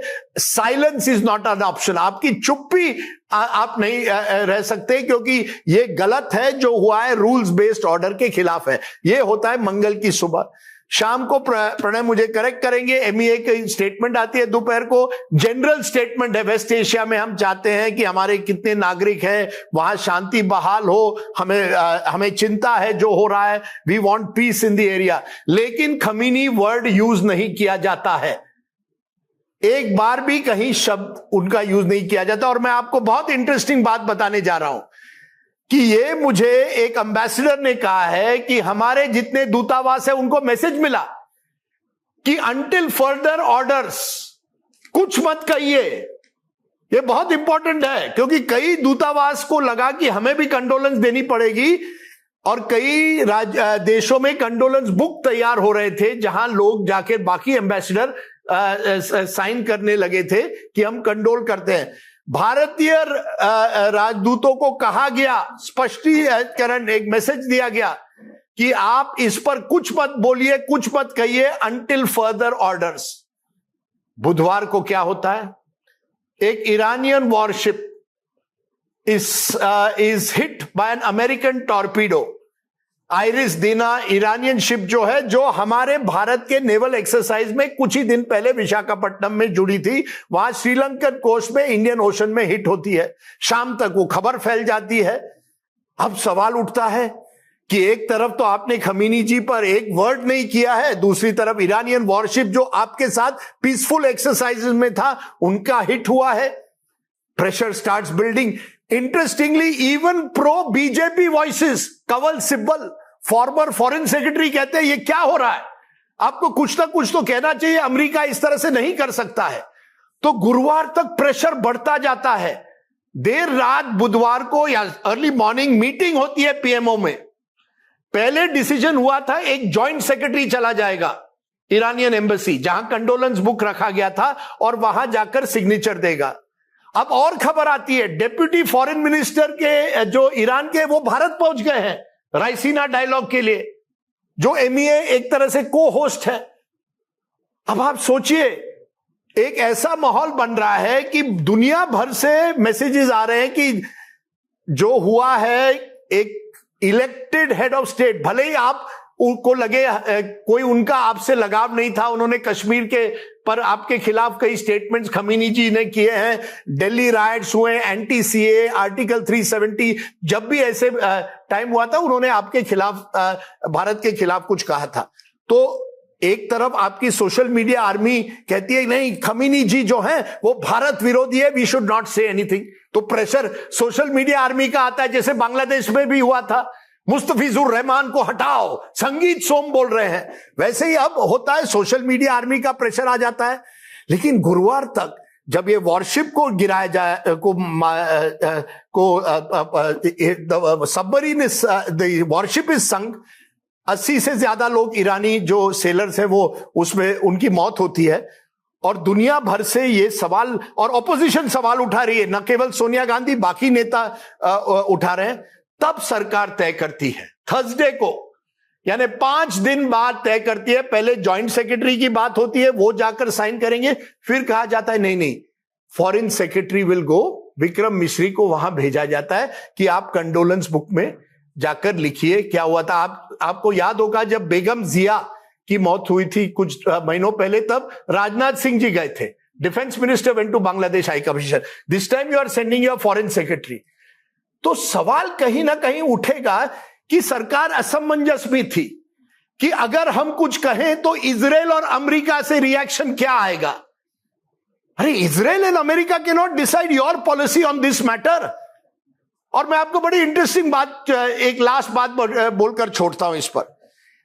दुनिया भर ये बात सही है कि खमीनी ने आर्टिकल 370 के बाद, Delhi riots, anti CA protest के बाद कहा था Muslims of the world must unite, say India must ensure justice for Muslims in India, ये सब कहा है। ये उनकी विचारधारा, आइडियोलॉजी है, पैन इस्लामिक आइडियोलॉजी। बट एक ही मुझे आज एक ईरानियन स्कॉलर मिले थे, बहुत अच्छे स्कॉलर है, Vali Nasr, one of the greatest Iranian scholars. उन्होंने कहा एक बड़ी इंटरेस्टिंग बात, do you know that when Afghanistan war was going on, Saudi Arabia and Pakistan and America were backing the Taliban at that time in a way, and certainly Saudi and Pakistan, and India was with Iran for the Northern Alliance, जो दूसरा, और Iran और भारत के बीच में उस समय बड़े अच्छे रिश्ते थे। उन्होंने मुझे कहा जब बेनजीर भुट्टो एक बार ईरानियन पार्लियामेंट में गई थी, जब वो पहली बार प्रधानमंत्री बनी थी 1989 या 90 में, और उन्होंने कश्मीर का मुद्दा उठाया, नो वन सपोर्टेड इट। ऐसा नहीं था कि Iran has been a permanent enemy of India. 1994 में ह्यूमन राइट्स कमीशन में Iran had vetoed a proposal against India on human rights in Kashmir. अब इस परिप्रेक्ष्य में एक वेदर यू लाइक खमीनी और नॉट, आप उसको पसंद करते हैं ना पसंद करते हैं वो बात अलग है, लेकिन he is an elected leader. और क्या किस तरह से इलेक्शन हुए हैं that is for the people of Iran to decide. हम उस पर भी आपत्ति जता सकते हैं, लेकिन जब इस तरह से असैसिनेशन होती है, आपकी चुप्पी 5 दिनों के लिए यह दर्शाती है कि आप श्योर नहीं थे कि अगर हम कुछ कहें तो अमेरिका और इजराइल उसे किस दृष्टि से देखेगा। ठीक है, दैट इज द क्वेश्चन। रजत, मैं आपके पास आ रहा हूं। ये बात थोड़ी सी मुझे, मतलब मैं निजी तौर पर, ये बात ठीक है कि हमारे यहाँ एक सोशल मीडिया प्रेशर इस तरह का था जिसमें खमेनेई के साथ सहानुभूति नहीं थी उनके पुराने बयानों की वजह से, पर फॉरेन पॉलिसी सोशल मीडिया के ट्रोल्स के दबाव में तय नहीं होती है ना, वो वेल थॉट थ्रू चीज होती है जिसमें बहुत सारे अधिकारियों का दिमाग लगा होता है जो ट्रेंड होते हैं इसमें। If it is a shift, अगर ये कोई शिफ्ट है, हम ईरान और इजराइल दोनों से बातचीत और संबंध रखते रहे हैं, दोनों देशों में हमारा आना जाना रहा है, पर क्या इस वॉर के समय अगर ये कोई शिफ्ट दिख रहा है कि हम ईरान से भी रिश्ते रखेंगे अपने, पर इजराइल की ओर हम ज्यादा झुके हुए हैं, अगर ये कोई शिफ्ट है तो इसकी स्ट्रेटेजिक जरूरत क्यों है? क्या ईरान की अब हमें जरूरत नहीं है? ईरान से अब हमें तेल नहीं चाहिए, हमारे पास दूसरे साधन है, ठीक है, एक कल्चरल रिश्ता कायम है, पर ईरान की अब क्या जरूरत हमारे लिए कम हो गई है क्योंकि हमारे पास उस क्षेत्र में दूसरे पार्टनर्स हैं? मैं फिलहाल में रायसेना डायलॉग में बैठा हुआ हूँ, इसलिए काफी लोगों का आना जाना है और ईरान का विषय काफी जोर शोर से चर्चा में भी है। मैं काफी बातें राजदीप जी की भी सुन रहा था। राजदीप जी बहुत सीनियर जर्नलिस्ट हैं, लेकिन कुछ चीजें तथ्यात्मक रूप से उन्होंने लॉन्ग जंप लिए, असम्पशंस लिए, कुछ तो तथ्यात्मक रूप से गलत भी थी। अब मैं एक एक करके एक एक बात को रखता हूं। सबसे पहले खामनेई जो है वो एक रिलीजियस लीडर है। कॉन्स्टिट्यूशन एक असेंबली होती है एक्सपर्ट्स की, रिलीजियस एक्सपर्ट्स की, क्लेरिक्स होते हैं, शिया समुदाय के क्लेरिक्स होते हैं, वो चुनते हैं कि कौन अगला खामनेई बनेगा। ये भी प्रथा बीच में ही शुरू की गई, इसके पहले जो मेन खामनेई थे जिनके बाद ये आए, उस समय ये भी प्रथा नहीं थी। जब रिवॉल्यूशन हुआ और इस्लामिक ये थियोक्रेसी बनी, तो जड़ों पे जाना होगा। प्रेसिडेंट अलग है ईरान के, ये प्रेसिडेंट नहीं है। प्रेसिडेंट का चुनाव जनता करती है, खामनेई का चुनाव जनता नहीं करती है। और काफी हद तक डी फैक्टो डी श्योर समस्या भी है। डी फैक्टो हेड है, खामनेई डिसीजंस लेते हैं, लेकिन क्या कॉन्स्टिट्यूशनल फ्रेमवर्क के अंदर उनको ताकतें दी गई हैं थियोक्रेटिक सेटअप में प्रेसिडेंट से अलग होके? प्रेसिडेंट की अगर हत्या की जाती है तो उसके लिए क्या प्रोटोकॉल होता है? अगर एक रिलीजियस हेड हो उसके लिए क्या प्रोटोकॉल होता है? खामनेई पोप के तुलना में भी नहीं आते हैं, क्योंकि शिया समुदाय किसी एक संस्था को अपना शीर्षस्थ नेता विश्व के स्तर पे नहीं मानता है। अलग अलग देशों के शिया के समुदाय के हेड्स अलग होते हैं। ईरान के लिए जरूर शिया समुदाय के लिए सबसे बड़ा फिगर ये थे। बहुत सारी चीजें हैं। मैं यहाँ पर ये चीज भी रखना चाहता हूँ कि MEA बहुत सारे प्रोटोकॉल से बंधा होता है। उनकी तो खैर सारी ट्रेनिंग ही प्रोटोकॉल के आसपास होती है, किस चीज पे क्या बोलना है, क्या नहीं बोलना। अगर मुनव्वर गद्दाफी की हत्या की जाती है लीबिया के अंदर में, उस टाइम के भी आप अखबार उठा के कर लीजिए। मैं आपके दर्शकों को रिक्वेस्ट करूंगा, आप गूगल करिए कि मुनव्वर गद्दाफी की मृत्यु में सोनिया गांधी और मनमोहन सिंह जी ने कुछ क्यों नहीं बोला। बड़ी रोचक आपको कहानियां मालूम चलेंगी। उस समय वेस्ट के खिलाफ नहीं जाना चाहते थे मनमोहन सिंह, और सोनिया जी मुसलमानों को रुष्ट नहीं करना चाहती थी, तो करें तो क्या करें। तो वो वाली जो असमंजस की स्थिति थी वो वहां पर भी थी। लेकिन सबसे बड़ा रूल जो था उस समय, क्योंकि ये एक डिक्टेटर थे, डिक्टेटर के खिलाफ या उसके संवेदना व्यक्त करना भारत की सरकार ने मनमोहन सिंह के समय में भी उचित नहीं समझा। नटवर सिंह की आप खुद के पुराने लेख देख लीजिए। वो जब सद्दाम हुसैन को फांसी लगाई थी अमेरिका ने, उस समय भी कांग्रेस का रोल उसको क्रिटिसाइज नहीं किया गया था। कांग्रेस के जितने भी बड़े नेता थे जो आज लेख लिख रहे हैं अखबारों में, उस समय कुछ नहीं बोल रहे थे। तो ये भी तथ्य है। अब मैं बात आता हूं कि यहाँ पे ये अजम्पशन लिया गया कि सोशल मीडिया के कहने पे सरकार विवश हो गई। तो इसमें जो राजदीप जी ने एक अजम्पशन लिया वो कॉजलिटी का अजम्पशन लिया। उनको लगा कॉज एंड इफेक्ट है, कि कॉज हुआ कि जनता ने सोशल मीडिया पे बोला, उधर सरकार सचेत हो गई और सच्ची से सरकार ने आगे कुछ किया। तो मुझे लगता है यहाँ पे ये बड़े एजम्पशंस लिए जा रहे हैं बिना तथ्यों के। आपके पास क्या प्रूफ है, क्या फैक्ट है कि यही कॉजल लिंक बैठा कि सोनिया गांधी जी ने अखबार में लेख छाप दिया इसलिए हमारे फॉरेन सेक्रेटरी चले गए। देखिए, हमको एक बेनिफिट ऑफ डाउट सरकार को ये देना होगा कि इंफॉर्मेशन आर्बिट्राज में इंफॉर्मेशन, इंटेलिजेंस, तमाम ऐसी चीजें जो है उस सरकार के पास मात्रा में अधिक है। हम सब एनालिस्ट से कई गुना ज्यादा समाचार और जानकारी सरकार के पास होती है।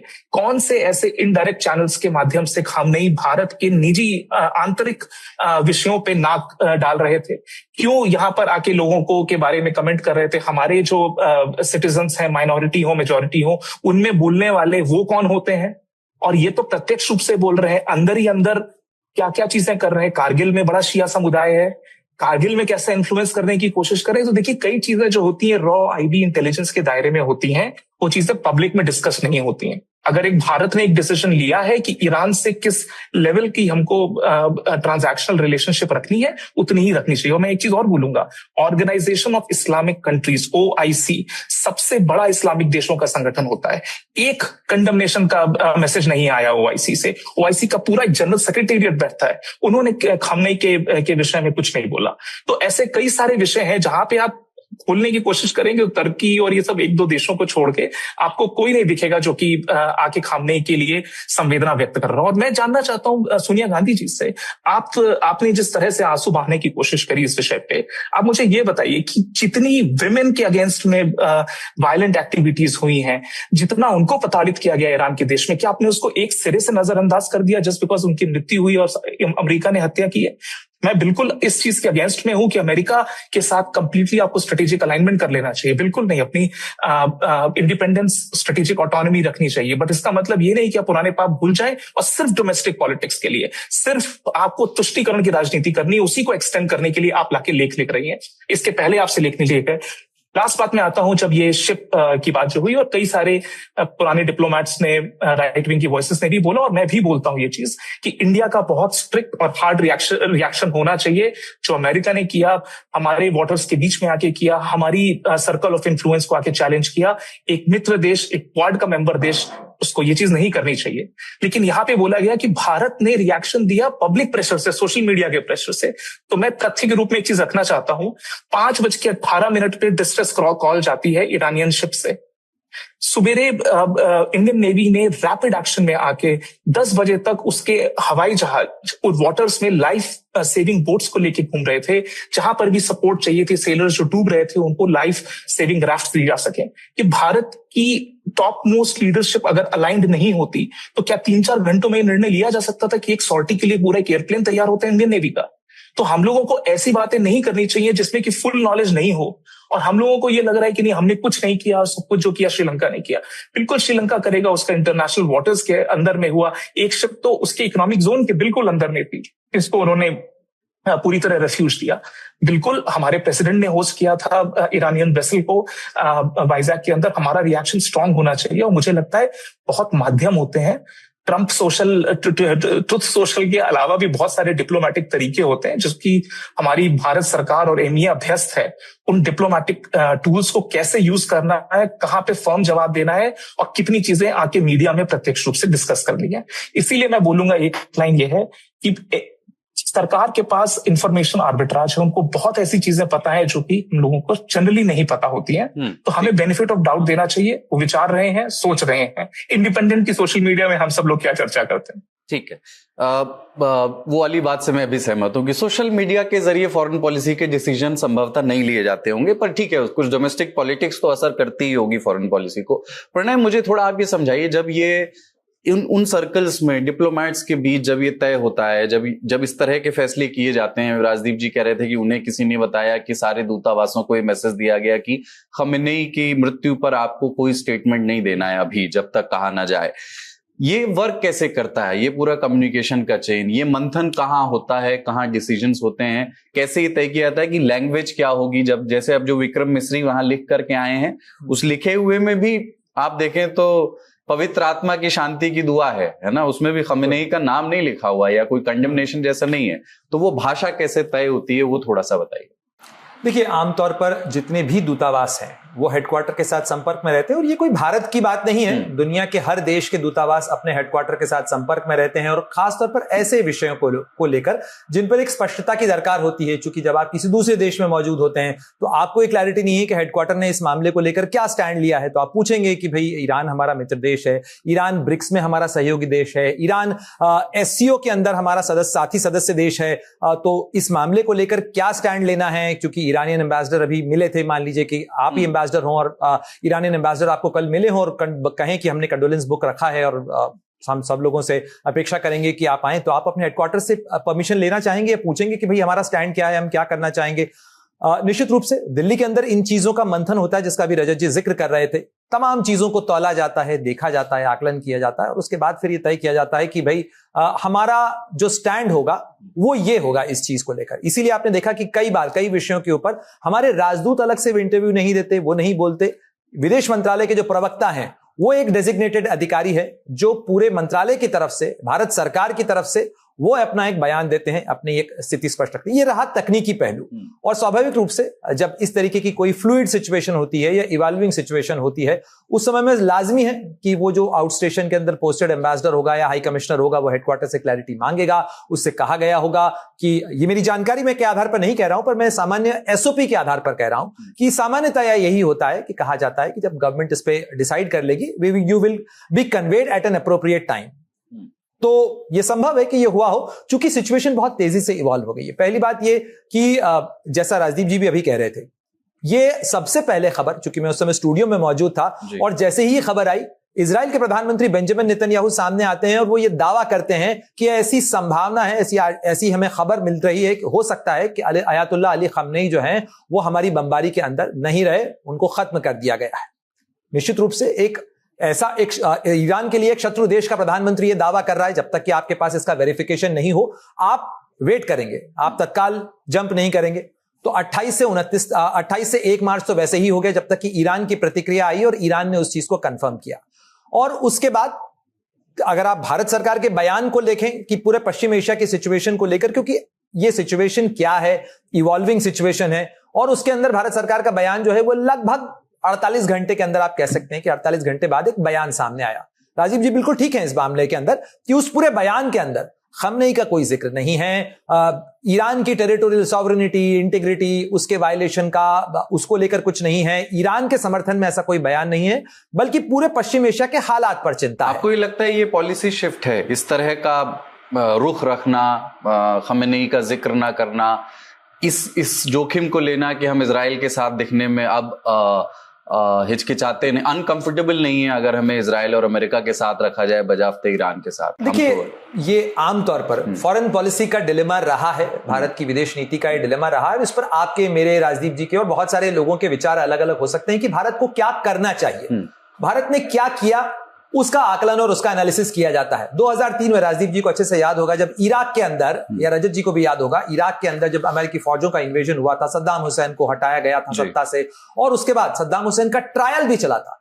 इस दौरान भारत के अंदर 2 सरकारों का कार्यकाल आ गया, यानी अटल बिहारी वाजपेयी जी की सरकार थी जब अमेरिका इराक के अंदर दाखिल हुआ था, उसके बाद काफी दबाव था, राज्यसभा के अंदर एक रेजोल्यूशन लेके आया गया जिसमें इस घटनाक्रम को डिप्लोर किया गया और सख्त भाषा का भी इस्तेमाल किया जा सकता था। वो इराक जिसके साथ भारत के अच्छे संबंध थे, Saddam Hussain non align movement के बैठक के लिए भारत भी आए थे, एक राष्ट्राध्यक्ष के तौर पर वो भारत आए, संपर्क संवाद रहा, भारत का दूतावास वहां पर था, लेकिन बदलती हुई परिस्थिति के अनुसार आप स्टैटिक नहीं रखते हैं, आपकी फॉरेन पॉलिसी डायनामिक होती। उसी तरीके से जब दिसंबर 2006 के अंदर यूपीए सरकार के दौरान जब सद्दाम हुसैन को डेथ सेंटेंस दिया गया, तब भी भारत ने कंडेमनेशन नहीं किया, डिसअपॉइंटमेंट जाहिर किया कि हम इस पर खेद जताते हैं, डिसअपॉइंटेड हैं, हमें ऐसा लग रहा था कि सद्दाम हुसैन को शायद छोड़ दिया जाएगा, लेकिन नहीं छोड़ा गया, बहुत अफसोस की बात है।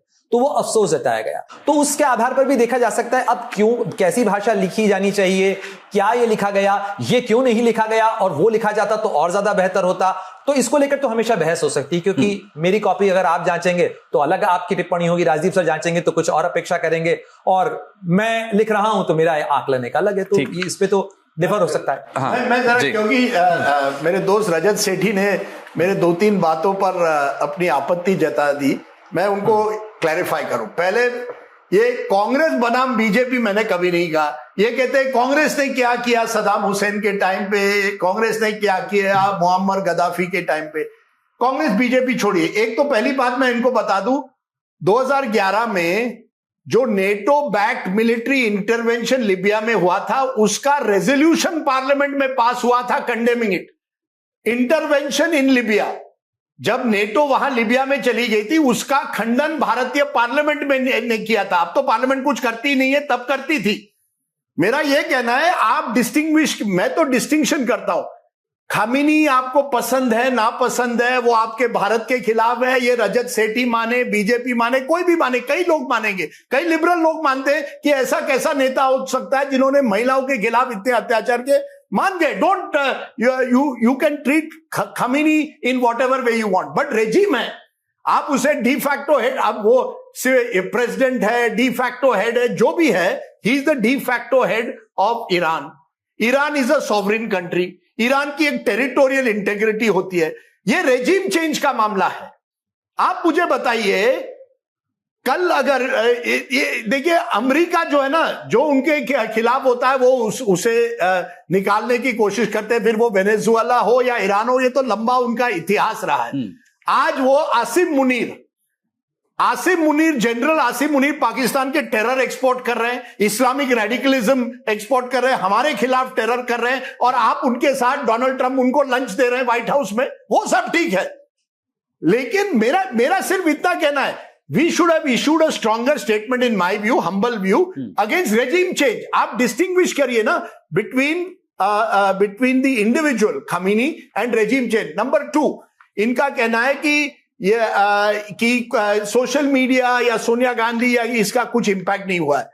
मैं बस इतना ही पूछना चाहता हूं, व्हाट चेंज्ड, क्या बदला 5 दिन में? मंगलवार व्हाट सडनली चेंज? मैं सवाल पूछ रहा हूं, I am not coming to a conclusion, मैं सवाल पूछ रहा हूं। सोनिया गांधी मंगल को कुछ लिखती है, बुधवार को ईरानियन वॉरशिप का जो हादसा होता है वो होता है, थर्सडे को आप वहां चले जाते हैं, और उस स्टेटमेंट में भी आप अमेरिका का जिक्र नहीं करते। Neither has our Navy or our government issued any statement mentioning the word America. तो मैं समझूं क्या कि you don't want to mention the word America in a statement when America is clearly involved? आप कहते हैं आप महासागर के एक तरह से your Navy dominates the Indian Ocean, the महासागर, और ये आपके महासागर में हो रहा है। Should we not have had a stronger statement against America? अब ईरान के साथ चाबहार पोर्ट, आप चाबहार पोर्ट को क्यों इतना आपने उस पर पैसे डाले? Because you see it as a useful way to bypass Pakistan and go into central Asia.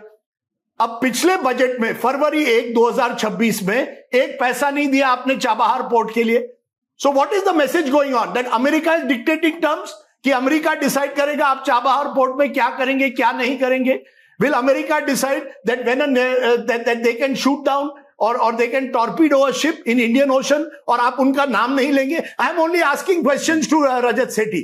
मैं रजत सेठी की बात मानता हूं, I also respect his views, I think he has a point.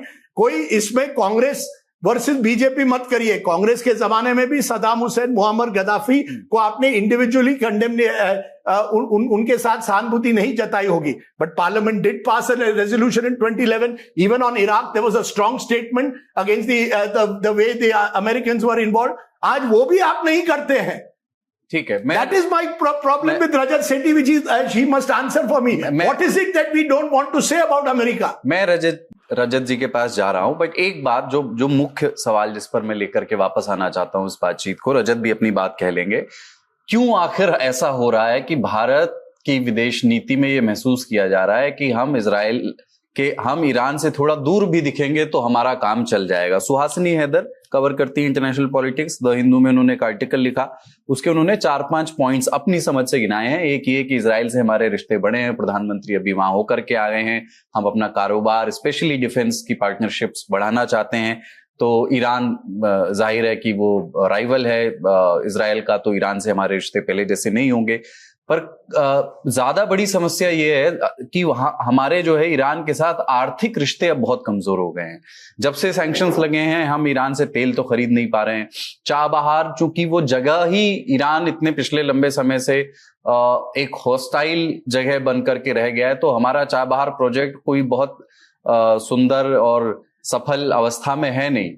एक स्ट्रेटेजिक फैसला है कि उसमें बजट कम डाला गया, पर एक जंगग्रस्त जगह पर इन्वेस्टमेंट और क्यों डाला जाए ये भी ख्याल में रखा गया होगा।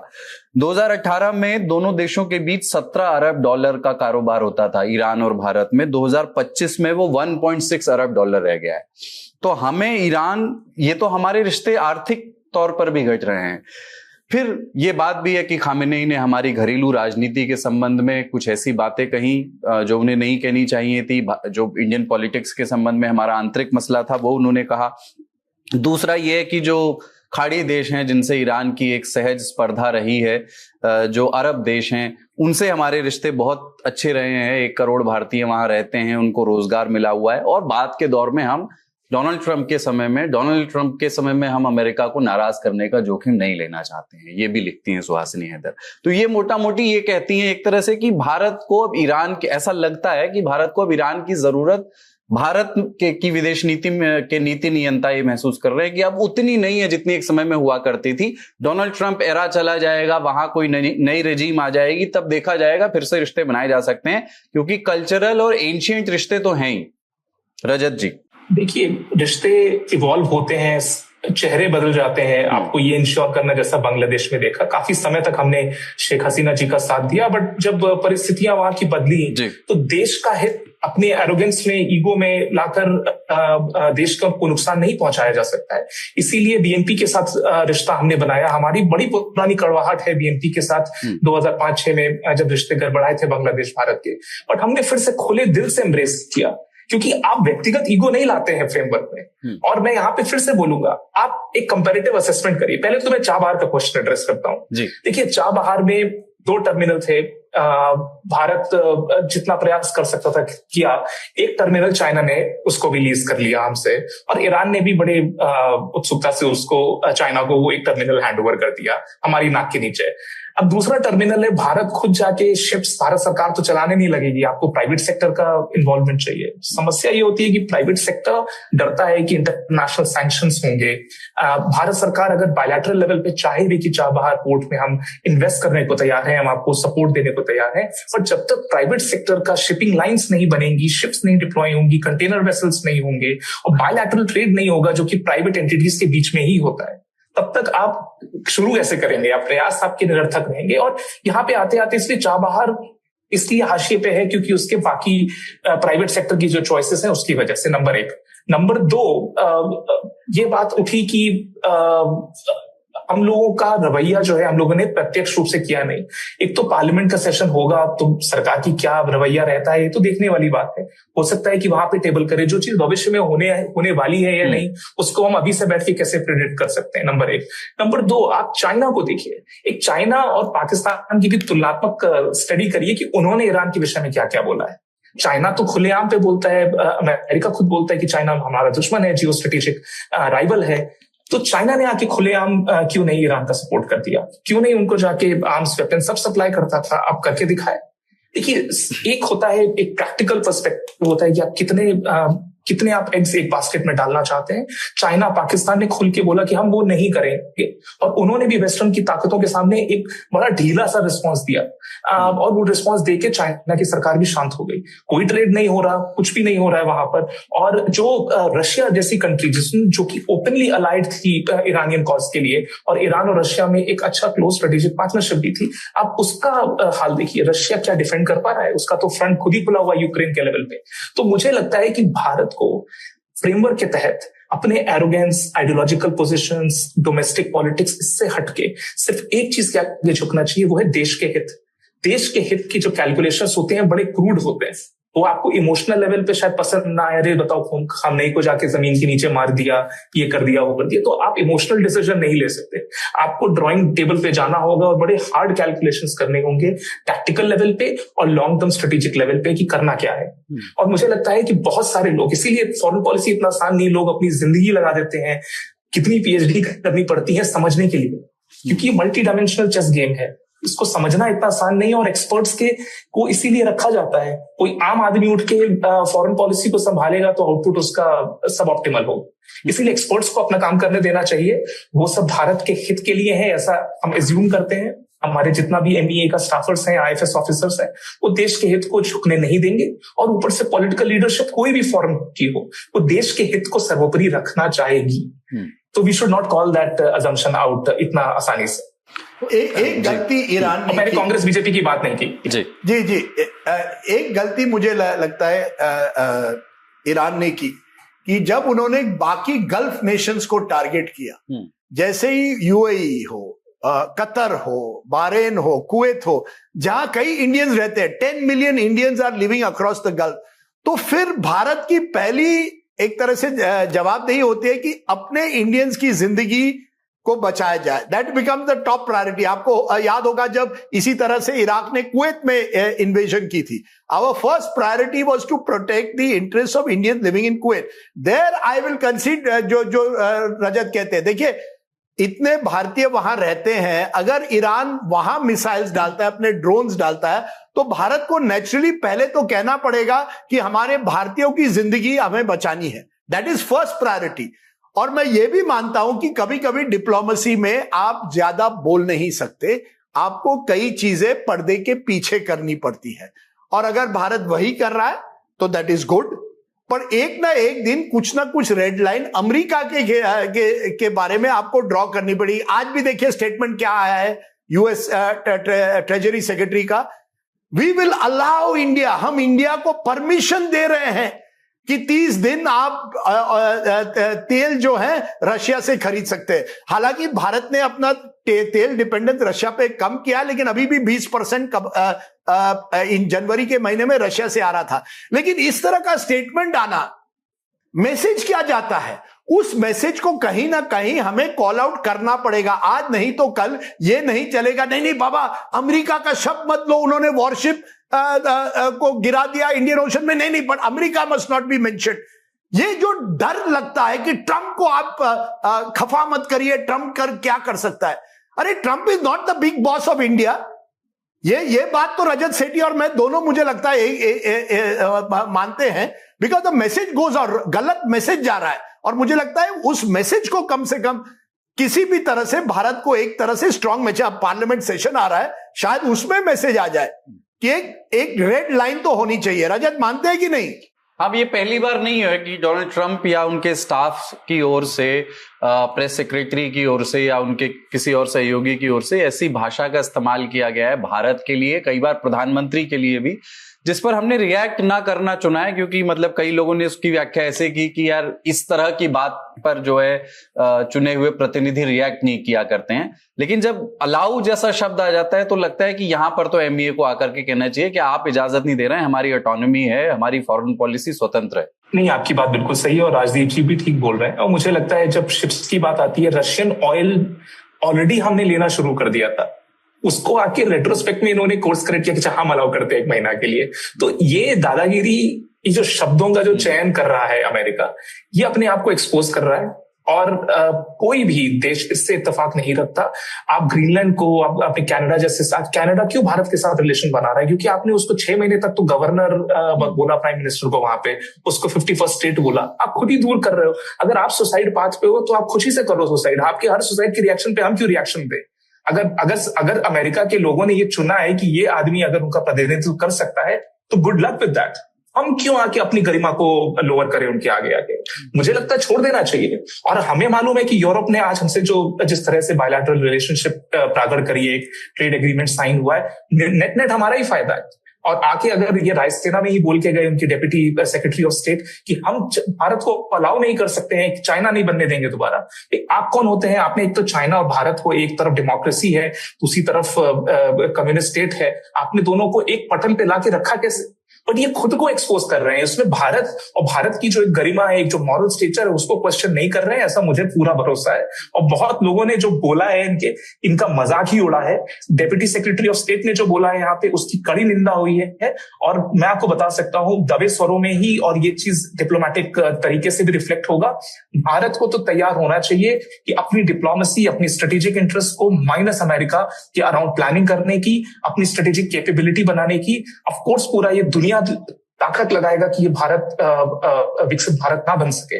इसलिए हम सब लोगों की भी जिम्मेदारी बनती है कि ये जो जिसको बोलते हैं एक यज्ञ चल रहा है, उसमें हम सब अपनी आहुति दें और हम सब इस देश को बढ़ाने में अपना अपना योगदान दें। अदरवाइज आप दूसरे देशों पे आश्रित होके भविष्य तो नहीं बना सकते। अमेरिका के पूंछ पकड़ के आगे नहीं बढ़ सकते। जी, एक और पॉइंट है जो प्रोफेसर वाली नसर ने मुझे बताई कि चीन का जिस तरह से प्रभाव ईरान में बढ़ गया है। उन्होंने कहा पिछले 10 सालों में एक तरह से चीन ने हर ईरानियन सेक्टर में एक तरह से अपना प्रभाव वहां बढ़ा दिया है। और भारत को यह बात याद रखनी पड़ेगी कि हमें ईरान के साथ एक ट्रांजैक्शनल भी हो, लेकिन पार्टनरशिप करनी पड़ेगी। केवल इमोशनल नहीं, लेकिन ट्रांजैक्शनल पार्टनरशिप करनी पड़ेगी, क्योंकि अगर हम ना करें तो चीन वहां धीरे धीरे अपनी जो एक तरह से पहचान है, पकड़ है, जिस तरह से उन्होंने पाकिस्तान में किया है।